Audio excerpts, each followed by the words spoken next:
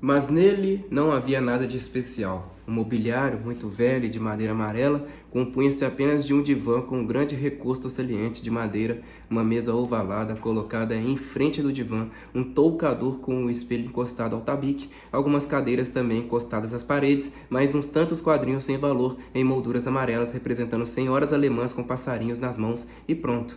Num canto, diante de uma pequena imagem, ardia uma candeia. Estava tudo mais limpo. Tanto os móveis como o soalho estavam encerados e reluzentes. À custa do trabalho de Lisa Vieta, pensou o rapaz, nem um só grão de pó se encontraria em todo o quarto. É sempre assim na casa de viúvas velhas e más, continuou dizendo para si próprio Raskolnikov, e lançou um olhar de revés à cortina de algodão barato que escondia a porta de um segundo compartimento, onde ficavam a cama e a cômoda da velha, e para onde não tinha ainda conseguido dar nenhum só olhar. A casa reduzia-se a esses dois cômodos. Então, o que deseja? Disse a velha secamente, entrando no quarto e colocando-se diante dele como antes para olhá-lo diretamente no rosto. Trago uma coisa para empenhar, e puxou um velho relógio de prata de algibeira. Tinha uma esfera gravada na tampa e a corrente era de aço. Está bem, mas não se esqueça de que o prazo do outro empréstimo já acabou há 3 dias. Eu lhe pagarei em breve os juros do mês. Tenha paciência. Ora, meu caro, não tenho outro remédio senão ter paciência ou vender aquilo que me entregou. Quanto me dá por isto, Aliona Ivanovna? O senhor só me traz ninharias, Batiutka. Fique sabendo que isso não vale nada. Da outra vez lhe dei 2 rublos pelo anel, mas na joalheria há novos por 1,5 rublo. Dê-me 4 rublos, hei de resgatá-los depois porque era do meu pai. Por estes dias terei dinheiro. 1,5 rublo, descontando os juros adiantados, e se quiser. 1,5 rublo, exclamou o rapaz. Se quiser, e a velhota tornou a lhe entregar o relógio. O rapaz guardou-o e sentiu tal raiva que já se dispunha a ir embora. Só que em seguida mudou de opinião, lembrando-se de que não tinha para onde ir e que tinha ido ali por outra razão. Pode me dar, disse bruscamente. A velhota procurou umas chaves no bolso e depois se dirigiu para o outro quarto por trás da cortina. O rapaz, que ficara só no meio da sala, pôs-se à escuta refletindo. Ouviu a velha abrir a cômoda. Deve ser no gavetão de cima, ele pensou. Costuma colocar as chaves no bolso da direita, todas no mesmo molho numa argola de aço. E entre elas há uma maior que as outras, com um palhetão denteado, que não é da cômoda. Isso quer dizer que também deve haver alguma arca ou cofre. É curioso. Os cofres têm sempre chaves desse tipo. Mas enfim, tudo isto não tem importância. A velhota voltou. Aqui está a Batiutka. Como a 1 rublo correspondem 10 copeques de juros por mês, a 1,5 rublo cabem 15 copeques por mês que eu recebo adiantados. Aos outros 2 rublos que lhe dei da outra vez, correspondem em relação a esta conta 20 copeques que também recebo já. Ao todo são 35, de maneira que o seu relógio fica por 1 rublo e 15 copeques. Aqui está. O quê? Então agora é só 1 rublo e 15 copeques? É isso mesmo. O rapaz não estava para discussões e aceitou o dinheiro. Olhou para a velha, sem pressa de sair dali, como se quisesse dizer ou fazer alguma coisa, e nem ele próprio soubesse o quê. Aliona Ivanovna, pode ser que dentro de uns dias eu lhe traga outra coisa para empenhar, de prata, uma cigarreira, assim que um amigo meu a devolver. E como se atrapalhou, calou-se. Está bem, depois falaremos, Batiutka. Adeus. Mas a senhora vive sozinha? Não tem uma irmã? Perguntou aparentando despreocupação e dirigindo-se para o vestíbulo. E o que isso lhe interessa, Batiutka? Nada de especial. Perguntei por perguntar. A senhora depois... Adeus, Aliona Ivanovna. Raskolnikov afastou-se dali muito perturbado. E a sua perturbação ia aumentando cada vez mais. Quando desceu, a escada parou várias vezes, como se estivesse subitamente preocupado com alguma coisa. E por fim, já na rua, murmurou. Oh, meu Deus! Como tudo isso é repugnante. Ah, sim, eu sou. Ah, sim, eu. Não, isto é um absurdo, uma estupidez. Acrescentou resolutamente. E se eu cometesse um horror desses, de que porcaria é capaz a minha alma? Acima de tudo é suja, brutal, má, e durante um mês inteiro eu... Mas nem com palavras, nem com exclamações podia exprimir a sua perturbação. Um sentimento de imensa repugnância que começara a oprimir e a mortificar o seu espírito desde o momento em que fora ver a velha, tomava agora tamanha proporção e revelava-se tão claramente que não sabia onde se refugiar para fugir de sua tristeza. Caminhava pela calçada como um ébrio, sem reparar nos transeuntes, dando-lhes encontrões e sem saber para onde ia. Quando olhou à sua volta, verificou que estava diante de uma casa de bebidas, na qual se entrava descendo por uma escadinha que conduzia ao subsolo. 2 bêbados passavam pela porta naquele momento e saíam para a rua empurrando-se e discutindo. Sem parar para pensar, Raskolnikov desceu pelas escadas. Até então nunca entrara numa taberna, mas agora tinha a cabeça fora do lugar e além disso afligia-o uma sede que o fazia tossir. Tinha vontade de beber uma cerveja gelada. ainda mais que se sentia esgotado pela sua fraqueza súbita e, enfim, louco de fome. Sentou-se num canto escuro e sujo, a uma mesinha de madeira de tilha. Pediu cerveja e bebeu com avidez o primeiro copo. Sentiu-se imediatamente aliviado e seus pensamentos tornaram-se mais claros. Tudo isso é um absurdo, disse desvaneando, e não devo me preocupar. É uma simples indisposição física. Um golinho de cerveja, um torrãozinho de açúcar e o ânimo volta outra vez, as ideias se aclaram e as intenções se firmam. Oh, como tudo isso é opressivo. Apesar dessa conclusão desesperante, sentiu-se alegre como se de repente tivesse se libertado de um peso terrível e afetuosamente passou os olhos ao redor. Mas até mesmo nesse momento já pressentia levemente que toda aquela suscetibilidade otimista também era doentia. Àquela hora havia pouca gente na taberna. Atrás daqueles 2 bêbados com quem toparam na escada, saíram um grupo composto de 5 homens com uma mulher e um acordeão. Assim que eles saíram tudo, ficou em silêncio e em sossego. Restou só um homem que ainda não estava completamente bêbado, de aspecto burguês, sentado diante de um copo de cerveja.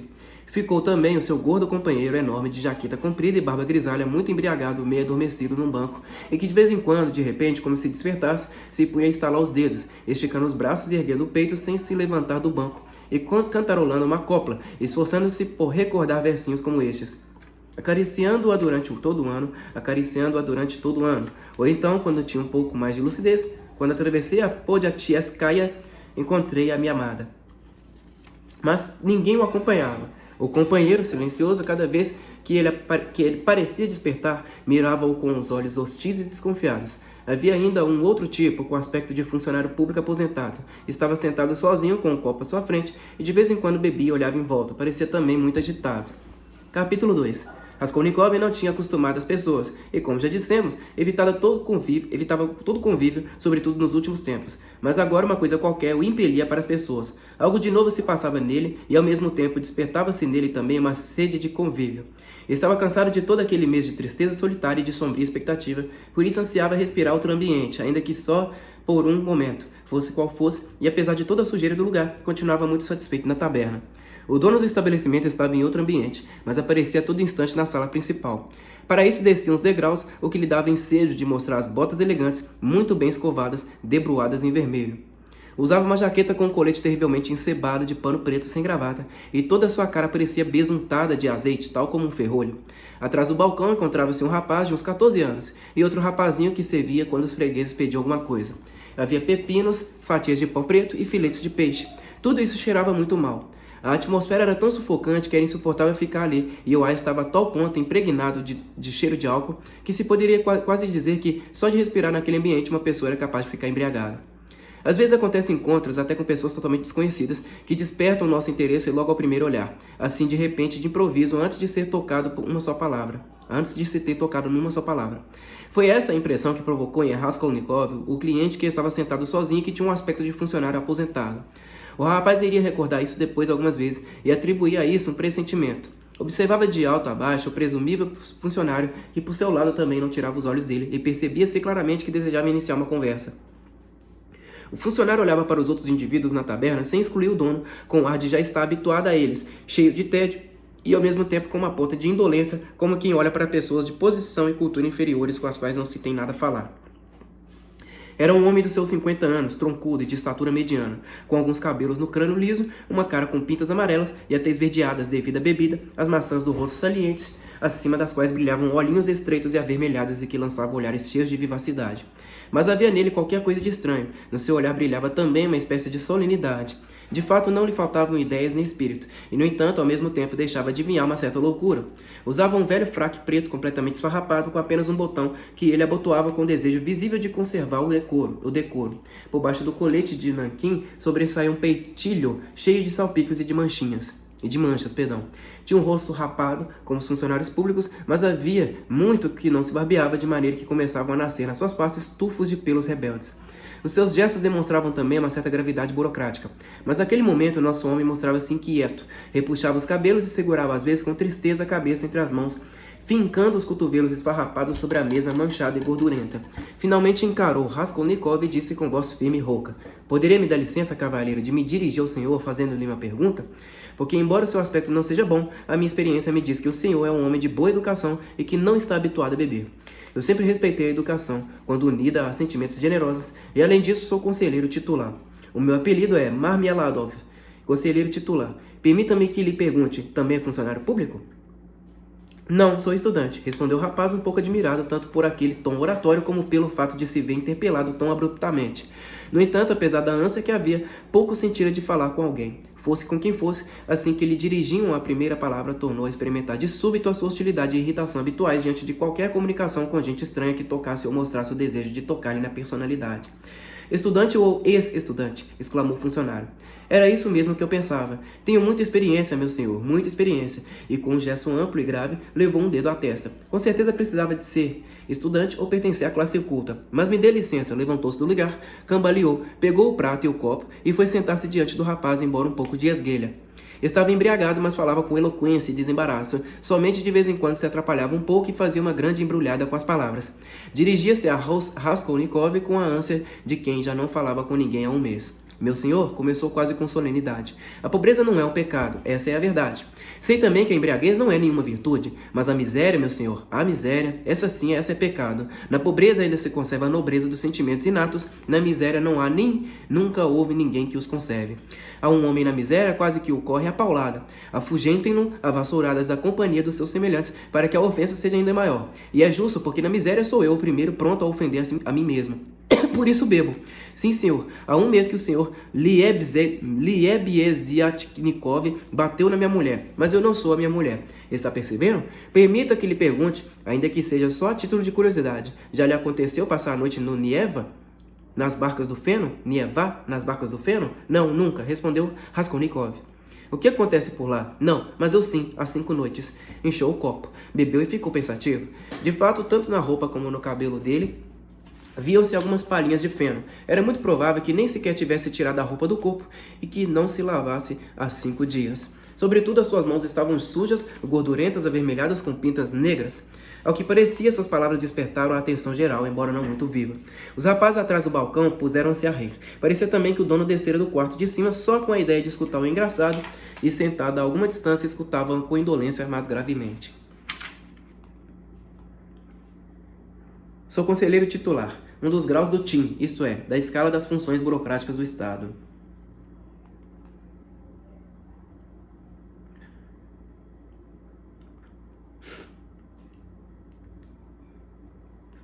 O meu apelido é Marmieladov. Personagem confusa, insegura, com qualidades indefinidas e misturadas, segundo simboliza o seu nome, criado pelo autor a partir do termo marmielade. Este revela um caso raro de migração linguística, pois só em português, dentre as línguas românicas, o fruto marmela é chamado segundo sua origem latina, dele se derivando o termo marmelada, o qual, expressando a mesma classe de doce, feito porém de outros frutos, se incorporou às outras línguas e também à russa, provavelmente através do francês e do alemão. Liebeziatnikov. Criando a personagem o próprio nome dela, Dostoiévski introduziu um neologismo na língua russa, no qual o novo termo Liebeziatnichestvo passou a ser usado na acepção de adulação ou bajulação que caracteriza esta personagem. Neva é o rio que banha Petersburgo, onde havia um local para pernoite de mendigos. Marmieladov era conhecida ali havia muito tempo, e a sua inclinação para discursos devia ter surgido em consequência daquele hábito de entabular conversas frequentemente na taberna com desconhecidos. Para alguns beberrões, esse hábito chega a tornar-se uma necessidade, principalmente para aqueles que são maltratados e corridos da própria casa.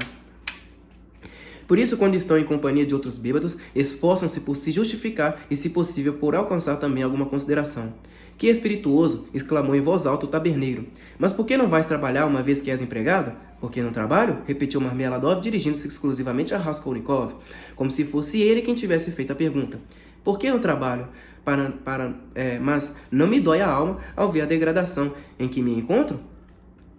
Quando, há um mês, o senhor Liebeziatnikov bateu na minha mulher com as suas próprias mãos e eu estava deitado no chão por causa da bebedeira, não sofri talvez? Permita-me, rapaz. Já lhe aconteceu alguma vez, pedir dinheiro sem esperança?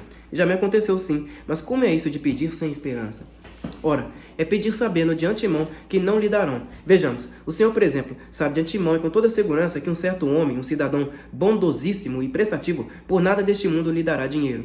Pois por que, pergunto eu, lhe daria? Suponhamos também que ele sabe que eu não lhe devolveria por compaixão, mas o senhor Liebiesiatnikov, que está a par das novas ideias, explicou-me, não faz muito, que a compaixão nos nossos tempos é proibida pela ciência, e que é assim que se procede na Inglaterra, onde existe a economia política. Por que, pergunto eu, daria dinheiro? Mas acontece que apesar de saber previamente que ele não vai dar, o senhor se põe a caminho e... Por que vai lá então? Acrescentou Raskolnikov. Mas se uma pessoa não vai procurá-lo, a quem é que vai acudir? É forçoso que todos os homens vão aonde podem ir, porque estamos numa época em que é preciso ir a alguma parte. Quando a minha única filha foi trazer sua carteira de identidade amarela, fui eu que a acompanhei, acrescentou, olhando com certa inquietação para o rapaz. Documento destinado às prostitutas na Rússia antes de 1917. Não, senhor, não. Apressou-se a dizer tranquilamente, sem reparar que os rapazes do balcão mal podiam conter o riso e que o próprio taberneiro sorria também. Não, essas abanadelas de cabeça me deixam na mesma, porque toda a gente já sabe, e tudo quanto é mistério fica às claras, e é com serenidade e não com desprezo que confesso. Seja, ecce homo, permita-me, ou o senhor poderia? Mas não, devo me exprimir de maneira mais categórica e terminante. O senhor poderia sim, o senhor seria capaz, olhando-me bem de frente, de me dizer que eu não sou um porcalhão? O rapaz não respondeu nada. Bem, prosseguiu o orador com ar grave e até com grande dignidade, esperando outra vez que cessasse as risadas. Bem, admitamos que eu seja um porco e ela uma senhora. Eu posso parecer um animal, ao passo que Ekaterina Ivanovna, a minha mulher, é uma pessoa bem educada, filha de um oficial superior. Admitamos que eu sou um velhaco e ela uma mulher de grande coração e cheia de sentimentos generosos. No entanto, se ao menos tivesse pena de mim. Meu senhor, todas as pessoas precisam ter ao menos um lugar onde sintam pena de si. Mas Ekaterina Ivanovna, apesar de ser uma senhora generosa, não é justa. E embora eu compreenda que quando ela se excede comigo, o faz por compaixão, porque, repito, e não me envergonho. Ela se excede comigo, rapaz, reafirmou com dignidade dobrada quando acabaram as risadas. Mas, por amor de Deus, se ela ao menos uma vez... Mas não. Tudo isso são pormenores de que não é preciso falar. Pois, mais de uma vez se cumpriu esse meu desejo, não foi uma vez apenas que tiveram pena de mim. Mas esse é um aspecto do meu caráter. Eu sou uma besta. O quê? Observou o taberneiro bocejando. Marmiel Ladov deu um soco pesado sobre a mesa. É o que eu sou. O senhor sabe que até as meias dela eu bebi? Não os sapatos, o que sempre seria mais lógico. Mas as meias, bebia suas meias, também bebia sua gola de pelo de cabra, apesar de ser propriedade dela, pois já a tinha antes de casada. E moramos num buraco gelado, e neste inverno ela apanhou uma bronquite e começou a tossir e cuspir sangue. Temos 3 filhos pequenos, e Ekaterina Ivanovna trabalha da manhã à noite, lava, esfrega e trata das crianças, pois foi acostumada à limpeza desde pequena, mas está doente do peito e tem propensão para a tísica, sei muito bem disso. Mas então eu não tenho sentimentos, e quanto mais bebo, mais sinto as coisas. É por isso que bebo, porque na bebida encontro o sofrimento. Bebo porque quero sofrer em dobro, e inclinou a cabeça para a mesa num gesto de desespero. Rapaz continuou, tornando a erguer-se. Leio uma certa tristeza na sua cara. Reparei nisso assim que entrou e foi por isso que lhe dirigi a palavra. Pois ao contar-lhe a história da minha vida, eu não pretendia me apresentar com um aspecto denegrido perante estes tratantes, que por outro lado já a conhecem. O que eu queria era encontrar um homem sensível e culto. Fique o senhor sabendo que a minha mulher foi educada no Instituto de Nobres de um distrito importante e quando saiu do pensionato, dançou em volta no chale, na presença do governador e das outras personalidades locais, e por isso concederam-lhe uma medalha de ouro e um diploma de honra ao mérito. A medalha já vendemos há tempos. O diploma laudatório ela ainda guarda na arca e não faz muito tempo que o mostrou à dona da casa. E embora ande sempre discutindo com a tal dona da casa, agrada-lhe, no entanto, vangloriar-se perante os outros, falando dos dias felizes do passado. Coisa que eu não lhe censuro, não, senhor. Não lhe censuro, porque esses últimos dias felizes ficaram gravados na memória dela e tudo mais se evaporou. Sim, é uma mulher voluntariosa, orgulhosa e destemida. É ela mesma quem esprega os soalhos e come pão preto, mas não consente que lhe faltem ao respeito.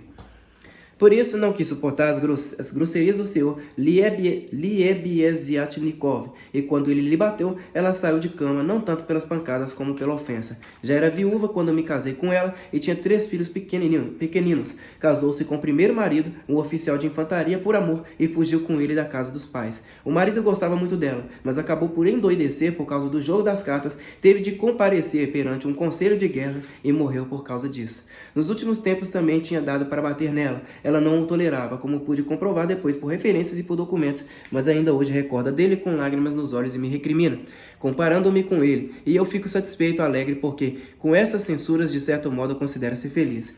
Bem, pois quando ele morreu, a pobrezinha ficou com 3 criancinhas num distrito afastado e selvagem, onde eu também morava por aquele tempo, e estava numa miséria tão desesperada que eu, que tenho visto tanta coisa, nem me sinto com forças para descrevê-la. Todos os parentes já tinham desprezado, e no entanto era orgulhosa. E eu então, meu senhor, eu, que também estava viúva e tinha uma filhinha de 14 anos da minha primeira mulher, propus casamento a ela por não poder contemplar semelhante dor. Vê-se bem até que ponto chegava a sua miséria, quando ela, uma mulher culta e educada e de família distinta, aceitou se casar comigo, mas aceitou. Chorando e gemendo e torcendo as mãos, mas o certo é que aceitou, porque não tinha para onde ir. O senhor pode compreender o que significa não ter para onde ir? Não, o senhor não pode compreender. Durante um ano inteiro eu cumpri as minhas obrigações nobre e honradamente e não toquei nisto, e bateu com o dedo na garrafa, porque eu sou um homem de sentimentos. Mas nem assim pude satisfazê-la. Fui demitido não por causa da aguardente, mas por mudança de pessoal, e foi então que me entreguei à bebida. Já faz um ano que viemos parar, finalmente, depois de muito cansaço e de muitas aflições, nessa magnífica capital, ornamentada com tantos monumentos. E aqui encontrei um emprego. Encontrei-o para tornar a perdê-lo, compreende? Dessa vez perdi-o por minha culpa, porque o demônio me tentou. Vivemos agora num canto, em companhia da dona da casa, Amália Fyodorovna Lippewechsel, Lippewechsel. E como é que nós vivemos e como pagamos, não sei ao certo. Além de nós, moram ali também muitas outras pessoas. Aquilo é um hospício caótico. Sim. E entretanto a minha filha foi crescendo, aquela que tive do primeiro casamento, e tudo que a minha filhinha teve de suportar da madrasta durante todo esse tempo é coisa de que não quero falar. Pois ainda que Ekaterina Ivanovna seja uma mulher de sentimentos generosos, é orgulhosa e irritável e perde a paciência com facilidade. Lá isso é. Bem, mas não falemos nisso. Educação, o senhor já pode imaginar que não recebeu nenhuma. Há 4 anos experimentei ensinar em Geografia e História Universal. Mas, como eu mesmo não era muito forte nisso e não tinha tido bons professores, e além disso com aqueles livros, bem, agora já não existem mais esses livros e a educação dela ficou por aí. Ficamos em Ciro, rei dos persas. Depois, quando ela já era crescida, leu alguns livros de índole romanesca e há pouco, por intermédio do senhor Lev Ziatnikov, leu com muito interesse um livro de fisiologia de Lewis. Conhece-o? E até nos leu partes dele em voz alta. Essa foi toda a sua instrução. Agora, meu senhor, vou fazer-lhe uma pergunta particular. Acha que uma moça pobre, mas honesta, pode ganhar a vida trabalhando? Se for honesta e não possui aptidões especiais, nem 15 copecs por dia chegará a ganhar. E isso trabalhando sem parar. Mas o conselheiro de estado Klopstock Ivanovich, o senhor conhece? Até hoje ainda não lhe pagou pela confecção de meia dúzia de camisas de tecido holandês e ainda por cima a expulsou de sua casa a pontapés, insultando-a de uma maneira vergonhosa, com o pretexto de que o colarinho de uma das camisas não estava na medida e estava torto. Entretanto, as crianças passando fome. Nossa senhora, peraí. A porta tá rebelde.